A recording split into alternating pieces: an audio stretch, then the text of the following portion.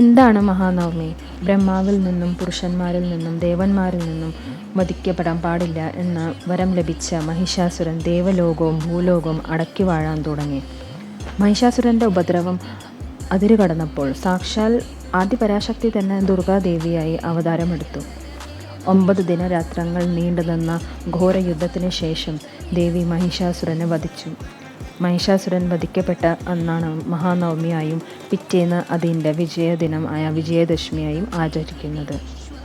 നവരാത്രി ദിനങ്ങളിൽ ആചരിക്കുന്ന ആദിപരാശക്തിയുടെ 9 രൂപങ്ങളായ ശൈലപുത്രി, ബ്രഹ്മചാരിണി, ചന്ദ്രഘണ്ഠ, കുഷ്മാണ്ഡ, സ്കന്ദമാത, കാത്യായനി, കാളരാത്രി, മഹാഗൗരി, സിദ്ധിദാത്രിയാണ്. 9 രാത്രികൾക്ക് ശേഷം വരുന്ന വിജയദശമിക്കാണ് കുഞ്ഞുങ്ങളുടെ നാവിൽ അക്ഷരം കുറിക്കുന്നത്. കാളിദാസൻ്റെ നാവിൽ ദേവി വിദ്യ കുറിച്ചതിന് പിന്തുടർന്നാണ് ഈ ആചാരം തുടങ്ങിയത്. ദുർഗാഷ്ടമി നാളിലാണ് ആയുധങ്ങളൊക്കെ പൂജയ്ക്ക് വെക്കുന്നത്. പരാശക്തിയെയാണ് ദുർഗയായി ആരാധിക്കുന്നത്. പൂജ വെപ്പിൻ്റെ 2-ാം ദിവസമാണ് മഹാനവമിയായി ആചരിക്കുന്നത്. ഭഗവതിയെ ഐശ്വര്യദായിനിയായും മഹാലക്ഷ്മിയായും ആരാധിക്കുന്നു. വിജയദശമി നാളിൽ ദേവിയെ സരസ്വതിയായി ആചരിക്കുന്നു. പൂജയ്ക്ക് വെച്ച പുസ്തകങ്ങളും ആയുധങ്ങളും ഒക്കെ തിരിച്ചെടുക്കുന്ന ദിവസമാണ്. കലാകാരന്മാരൊക്കെ ഈ ദിവസമാണ് അരങ്ങേറ്റം കുറിക്കുന്നത്.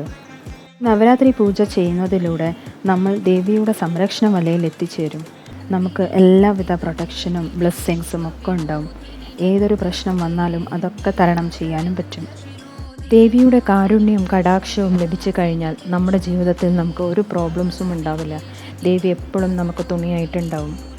നവരാത്രി ആഘോഷങ്ങൾക്കും വ്രതങ്ങൾക്കുമൊക്കെ പരിസമാപ്തി എത്തുന്നത് വിജയദശമി നാളിലാണ്. വിദ്യാരംഭം കുറിച്ചുകൊണ്ട് സരസ്വതി ദേവിയുടെയും നവദുർഗ ഭാവങ്ങളുടെയും ഒക്കെ അനുഗ്രഹം നേടിയെടുക്കുന്നത് ഈ വിജയദശമി നാളിലാണ്. തിന്മയുടെ മേൽ നന്മയുടെ വിജയം കുറിക്കുന്ന വിജയദശമി നാളിൽ ദേവിയുടെ അനുഗ്രഹം എപ്പോഴും ഉണ്ടാവട്ടെ എന്ന് നമുക്ക് പ്രാർത്ഥിക്കാം. വീട്ടിൽ പുസ്തകം പൂജയ്ക്ക് വെക്കുന്നവർ ചില കാര്യങ്ങൾ ശ്രദ്ധിക്കണം. പൂജാമുറി കഴുകി വൃത്തിയാക്കിയിരിക്കണം. ഗണപതി, ലക്ഷ്മി, സരസ്വതിയുടെ ഫോട്ടോ പീഠത്തിലോ അല്ലെങ്കിൽ ശുദ്ധിയുള്ള തുണിയിൽ വിരിച്ചിട്ട് വേണം വയ്ക്കാൻ. സരസ്വതി ദേവിയുടെ ഫോട്ടോ നടുക്കും, ഗണപതിയുടെ ഫോട്ടോ വലതു ഭാഗത്തും വേണം വയ്ക്കാൻ. ലക്ഷ്മി ദേവിയുടെ ഫോട്ടോ ഇടതു ഭാഗത്തും വേണം വയ്ക്കാൻ.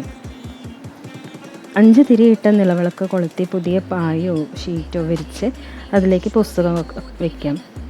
വിദ്യാർത്ഥികൾ പുസ്തകങ്ങളും പേന മുതലായ ഉപകരണങ്ങളൊക്കെ പൂജയ്ക്ക് വയ്ക്കാം. വർക്ക് ചെയ്യുന്നവരൊക്കെ അവരുടെ വർക്ക് ചെയ്യാനുള്ള ഉപകരണങ്ങളൊക്കെ പൂജയ്ക്ക് വയ്ക്കാവുന്നതാണ്. വീട്ടിലുള്ള പുണ്യഗ്രന്ഥങ്ങളൊക്കെ പൂജയ്ക്ക് വെക്കേണ്ടതാണ്. പൂജ വെച്ചതിന് ശേഷം ഗണപതി ഭഗവാനെയും ലക്ഷ്മി ദേവിയും സരസ്വതി ദേവിയും മനസ്സിൽ ധ്യാനിച്ച് പുഷ്പമിട്ട് പ്രാർത്ഥിച്ച് നൈവേദ്യം സമർപ്പിച്ച് കർപ്പൂര ആരതി ഒഴിയാം. ദിവസവും രാവിലെയും വൈകിട്ടും ചെയ്യാം. വിജയദശമി നാളിൽ ഫോട്ടോകളും പൂജാമുറിയും പുഷ്പങ്ങളും കൊണ്ട് അലങ്കരിച്ചിട്ട് പ്രാർത്ഥന മന്ത്രങ്ങളൊക്കെ ചൊല്ലി പുഷ്പം ഇട്ട് തൊഴുത് നിവേദ്യം സമർപ്പിച്ചിട്ട് കർപ്പൂരം ആരതി ഒഴിഞ്ഞ് പുസ്തകങ്ങളൊക്കെ എടുക്കാം. ശേഷം ഒരു തട്ടത്തിൽ കുറച്ച് അരിയെടുത്ത് ചൂണ്ടുവിരൽ കൊണ്ട് ഓം ഹരിശ്രീ ഗണപതയെ നമഃ എന്ന് എഴുതി പ്രാർത്ഥിക്കുക. അതിനുശേഷം ഈ പുസ്തകങ്ങളൊക്കെ എടുത്ത് അതിൽ നിന്നും ഏതെങ്കിലും ഒരു പേജ് വായിക്കാം. വിദ്യാദേവിയും ലക്ഷ്മി ദേവിയും ഗണപതി ഭഗവാനെയും മനസ്സിൽ ധ്യാനിച്ച് വിദ്യയിൽ അഭിവൃദ്ധി എന്നും ഉണ്ടാവട്ടെ എന്ന് പ്രാർത്ഥിച്ച് വായിക്കുക. ശേഷം പ്രാർത്ഥന മന്ത്രങ്ങളൊക്കെ ചൊല്ലി ഈ വിജയദശമി വ്രതം അവസാനിപ്പിക്കാം.